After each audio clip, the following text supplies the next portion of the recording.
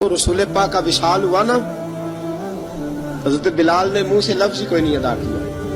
کسی نے اپنا دکھڑا کسی انداز میں سنا لیا. حضرت عمر نے کہا، جس نے کہا حضور وصال کر کے گردن اڑا دوں گا. حضرت عثمان غنی نے کہا، خبردار کوئی مجھے آ کے نہ بتائے کہ مصطفیٰ وصال کر گئے.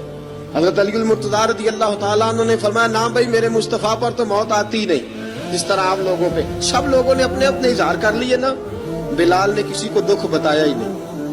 ایک کونے میں بیٹھ کے نا حضرت بلال اکیلے آنسو بہاتے رہے، کسی کو بتایا ہی نہیں، اکیلے روئے. ایک شخص کہنے لگا، یار بلال بولتا نہیں. کہا نہ بلاؤ اسے.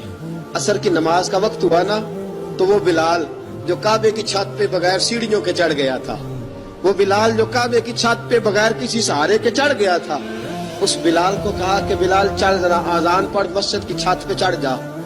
حضرت بلال کئی بار چڑھے اور کئی بار گرے، کئی بار چڑھے اور کئی بار گرے. حضرت بلال حبشی رضی اللہ تعالیٰ نے آواز دی، کہا سلمان میری مدد کرنا، میری مدد کرنا. اب مجھ سے چڑھا نہیں جاتا، اب مجھ سے جایا نہیں جاتا. جناب سلمان فارسی نے بھی سوال نہیں پوچھا کہ بلال تو بیمار ہے، یہ نہیں پوچھا.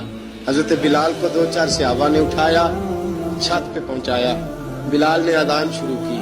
جب کہا نا اللہ اکبر اللہ اکبر، وہ آواز جس میں بڑا سوز ہوتا تھا، بڑی درد، بڑی بلندی ہوتی تھی، بڑا جوش خروش ہوتا تھا، آج وہ آواز دب گئی.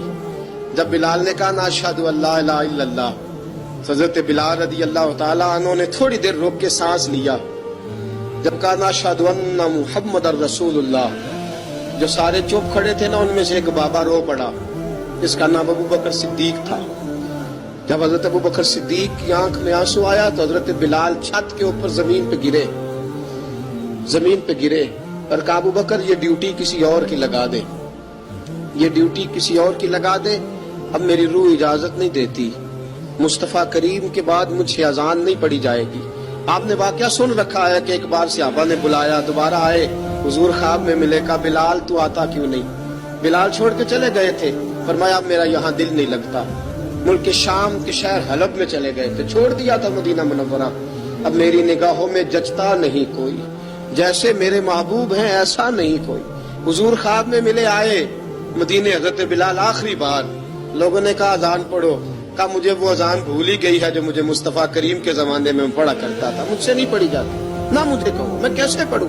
امام حسن اور حسین نے آ کے دامن تھاما نا تو کہا بیٹا میں تمہاری نانی کا بھی نوکر رہا ہوں، میں تمہاری ماں کی چکی بھی پیستا رہا ہوں، مجھ سے کوئی فرمائش نہ کر ڈالنا.